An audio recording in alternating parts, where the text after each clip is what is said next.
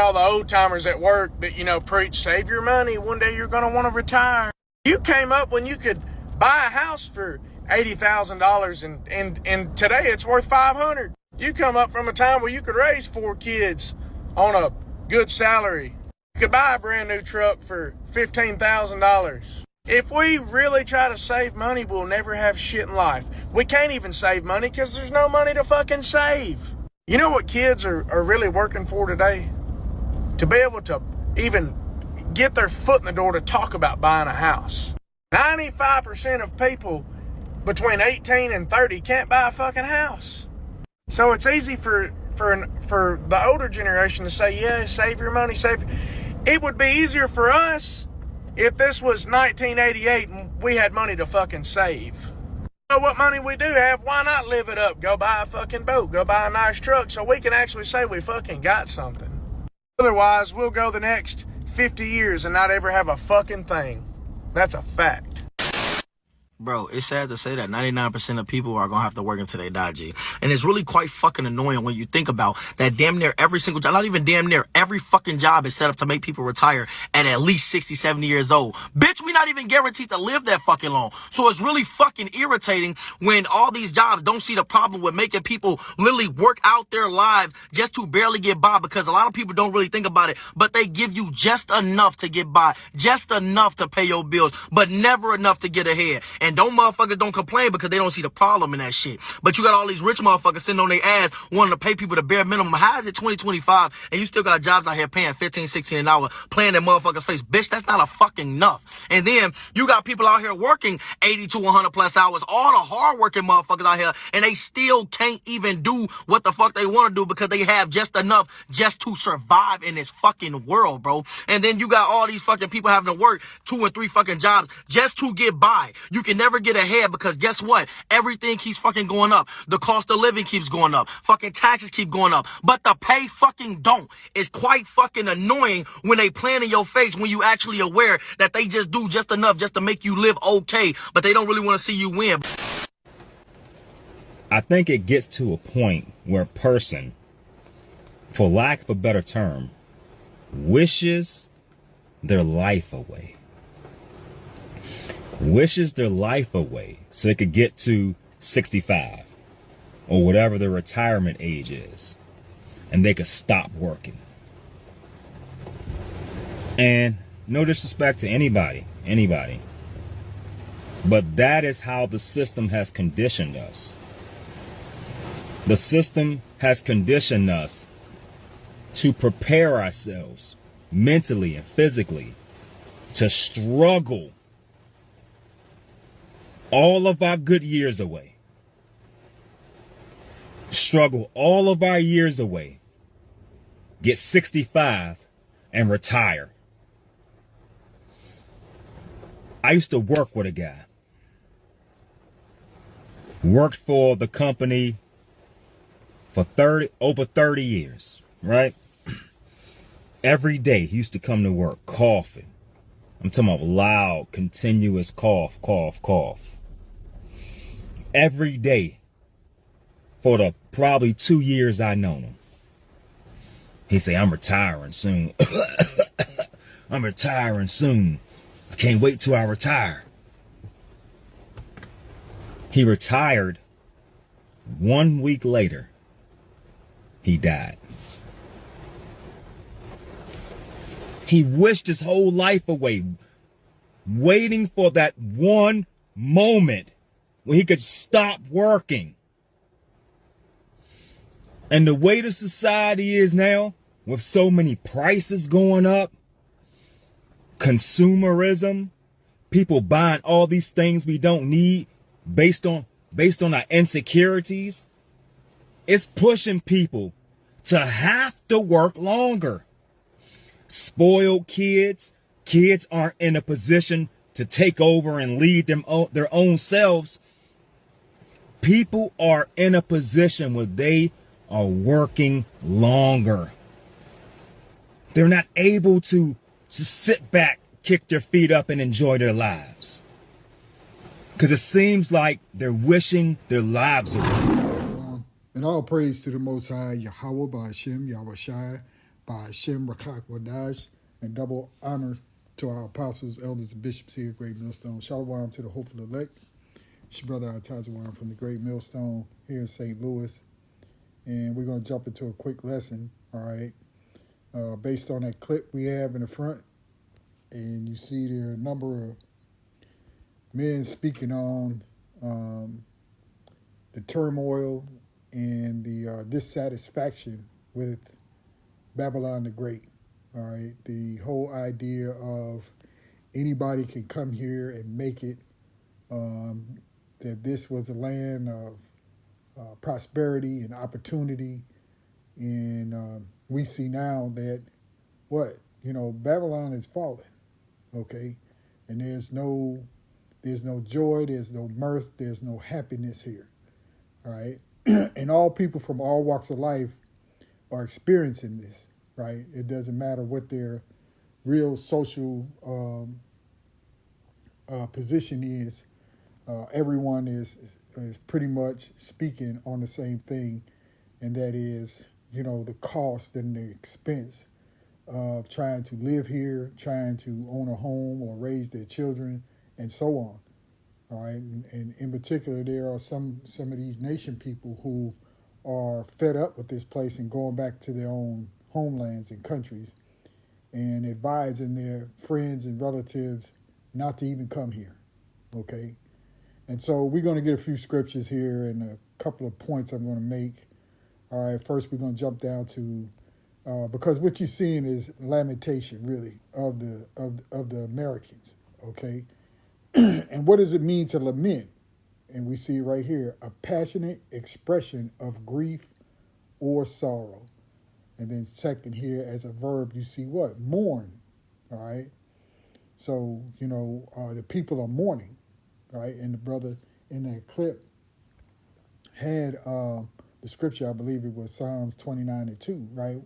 When the righteous are in authority, the people rejoice, but when the wicked are in authority, the people what? Mourn, you see? So that's what you're seeing now, all right, because there is no hope here any longer, if there ever was any. And so when we think about the so-called American dream, that has vanished away, and there are those who still believe in it. There's an old saying that goes something like, they have been sold a bill of goods, right? That's an old phrase, all right?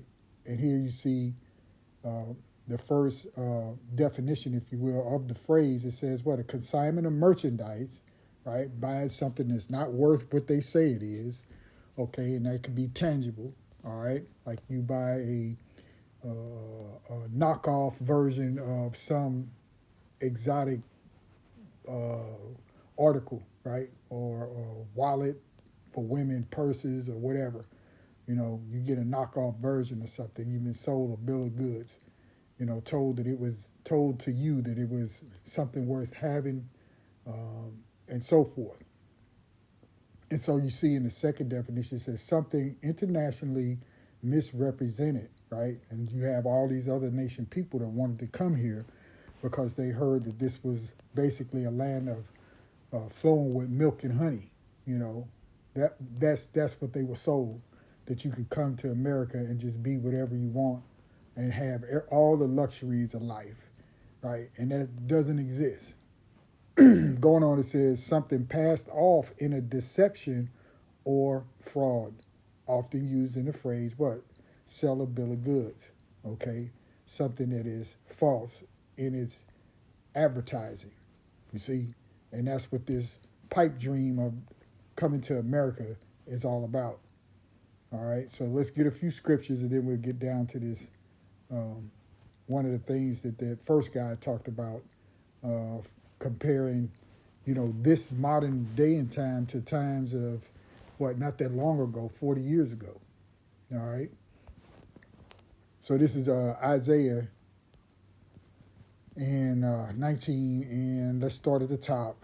And it reads, the burden of Egypt, behold, the Lord Yahweh rideth upon a swift cloud, and shall come into Egypt, And the idols of Egypt shall be moved at his presence, and the heart of Egypt shall melt in the midst of it.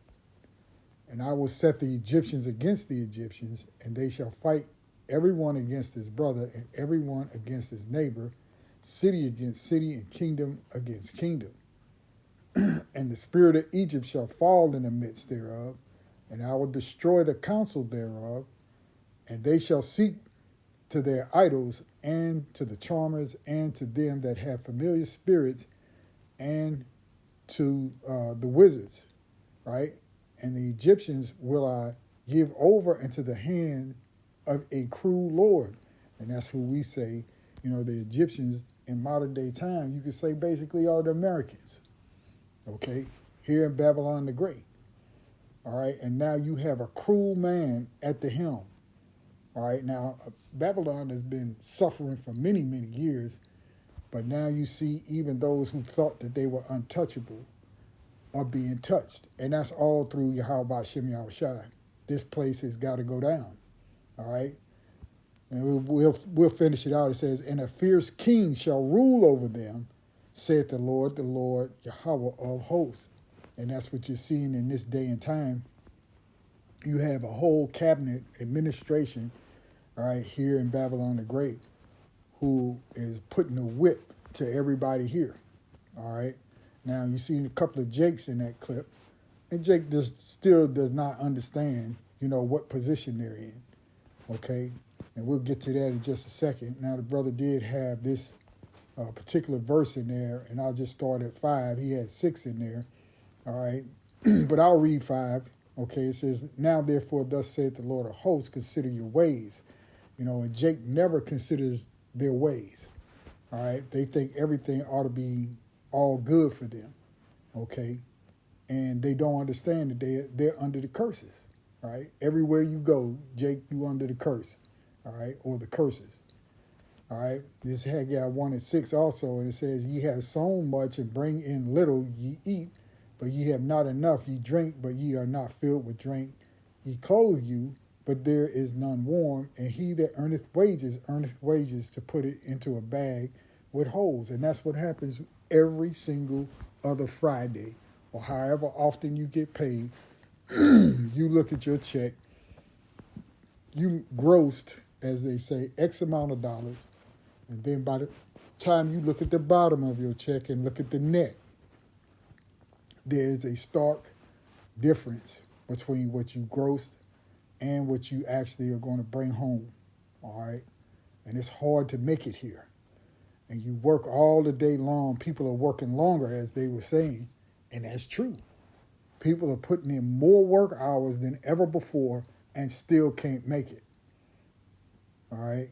And especially when it comes to Jake, you still under the curses. All right. And so you're going to always have these difficult times. Now, there are some that were able to do better than others, by trade or profession, if you will, but yet and still, you're still under the curses. Okay. And most of us are working much longer hours. At the end of the year, it may say you made X amount of dollars, which is more than you probably ever made, but you're not living any better. All right. And that's just what it is here. Yeah, it's by design, sure, but ultimately it is the Heavenly Father who put you under these curses. So let's look at it. Let's start right there, 15. Deuteronomy 28:15. But it shall come to pass, if thou wilt not hearken unto the voice of the Lord Yahweh thy power, to observe to do all his commandments and his statutes, which I command thee this day, that all these curses shall come upon thee and overtake you. You see, so you can't run away from it. You can't move from Boston and then move to Wyoming and think that everything is going to be great. You still in the same place under the same condition. All right. You can't move from New York to Miami and think that things are going to be better. Okay. Everywhere you go, these curses are on you. All right. Verse 16, cursed shalt thou be in the city, and cursed shalt thou be in the field. Cursed shall be thy basket and thy store, right? Everything that you do, okay, let's just say your bank, your banking account, checking account, saving account, 401k, whatever it is that you think you got stored up, all your little money and change you got in your coffee can under your bed, all right, all that is going to end up being nothing, okay?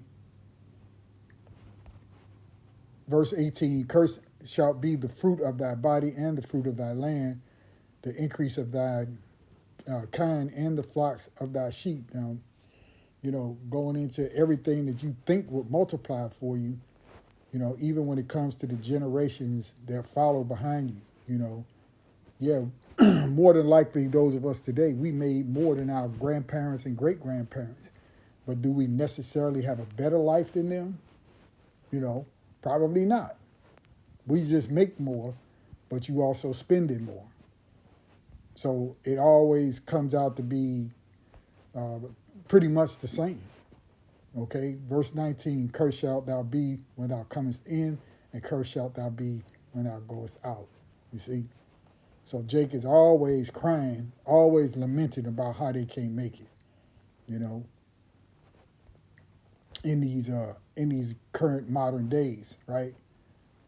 Rent is what? Everywhere you go, it used to be that there was a difference between whether you lived on the East Coast, whether you lived in the Midwest, or you lived in the South. Things were different. But now, in terms of cost of living expenses, right? Food, shelter, so on. Well, now there's no difference. All of them, the whole country is equally as bad, no matter where you go, right? These newer so-called luxury apartments that they're building everywhere across the country, right? All of them will hit you, what, for $1,700 a month for rent, okay? Doesn't matter if you in Little Rock, Arkansas, or you in St. Louis, or wherever it is you are, those same trendy, new age apartments are all going for the same. So there's no difference in the region that you're living in, okay? Now, we'll just take this for an example, Salaki. Take this for an example, the guy mentioned 1988.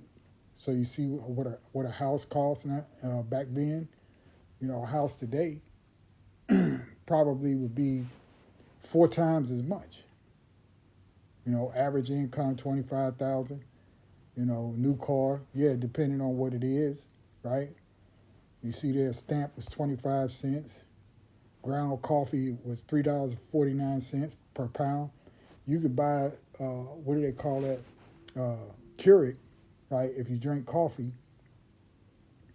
And it'll be $14, for what? A count of 20 Keurigs maybe, all right, to make a cup of coffee. You see? So yeah, it was a big difference back then. Salaki. All right, so let's go over to Job here, 9-24. All right, why? Because the earth is given into the hand of the wicked. Who's the wicked? Esau, Edom. Okay? The conditions of the earth today and all that is in it, for poisoning of the food, the air, the water, all the conditions, that we have to fight every single day is because of them. There's no getting around that. Job 9-24, the earth is given into the hand of the wicked. He covereth the faces of the judges thereof. If not, where and who is he? Right? If it's not them, then who's doing it? Okay? This was their time period, and they've messed up the entire earth. We'll get, let's get one more and we'll be done. All right? This is just a short video to go into it. All right? Baruch 3-8. Well, let's start right here, 5. And it reads, remember not the iniquities of our forefathers, but think upon thy power and thy name now at this time. For thou art the Lord our God, and thee, O Lord, will we praise, right? So we cry out to the Lord to help us, and have mercy upon us, even thinking about what our forefathers did, to go off, that put us under these curses. You know, we're asking the Lord to have mercy on us. And for this cause, thou hast put thy fear in our hearts, right? Because look at all the things that we had to go through. Look at all the different captivities we had to go through. Look at all the things that destroyed us as a people, as a nation, you know, for the Israelites, all right? And for this cause, thou hast put thy fear in our hearts to the intent that we should call upon thy name, right? And we're calling upon Yahweh Yahweh Shai now, right?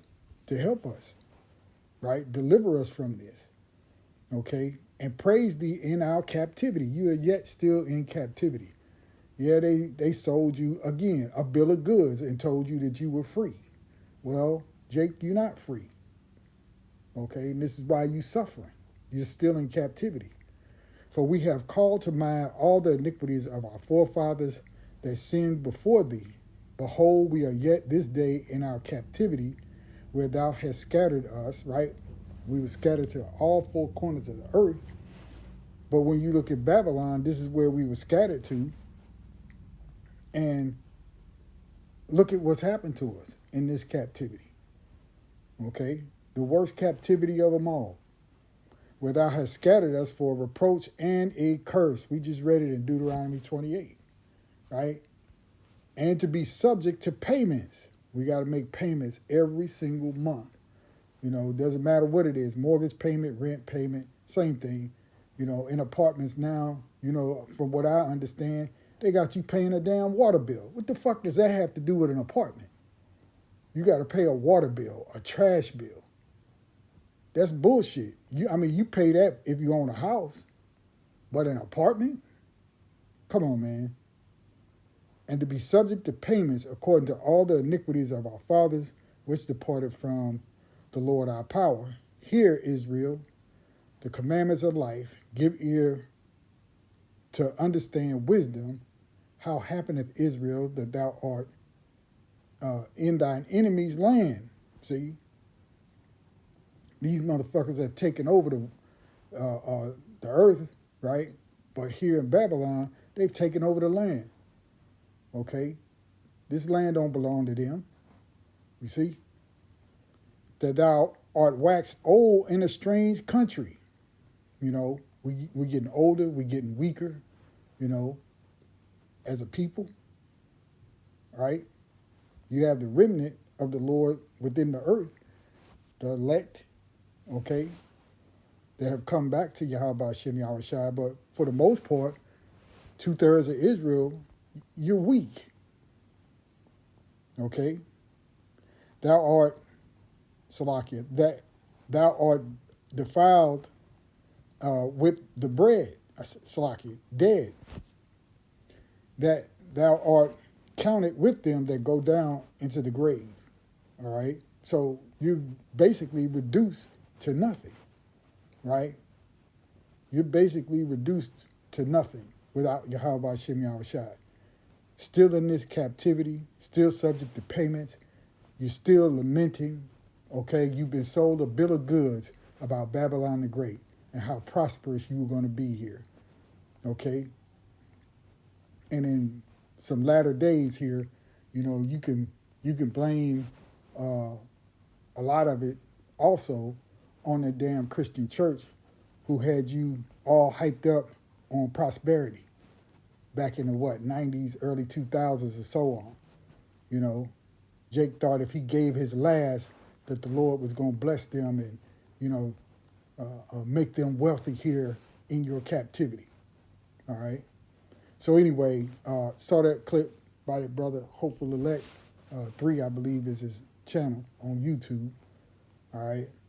And, you know, these scriptures came to mind. So with that, Lord willing, it was edifying. It was short, but Lord willing, you get something out of it. All right? So with that, we'll close the lesson right there, giving all praise, honor, and glory unto Yahweh by Hashem Yahweh Shai. Shalom.